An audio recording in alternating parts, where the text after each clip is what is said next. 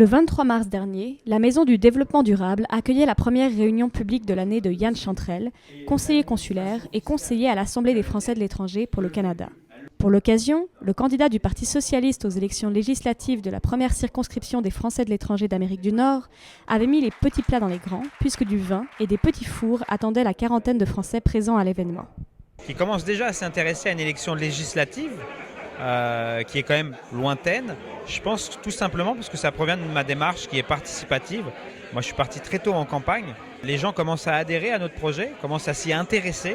Et on a effectivement, au cours de mes déplacements partout en Amérique du Nord, je constate qu'il y a de plus en plus de monde à nos rencontres publiques. Après presque une année, Yan Chantrel est revenu sur le projet phare de sa campagne.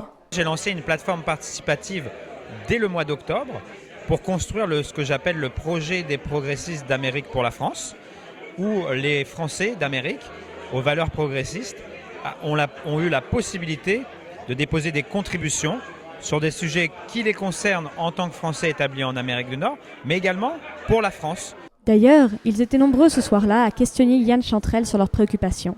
Ces Français de l'étranger ont posé des questions sur la CSG-CRDS, la disparition du vote électronique, la place de l'écologie dans le programme du candidat, ou encore la reconnaissance des diplômes français au Québec et l'attribution des bourses scolaires.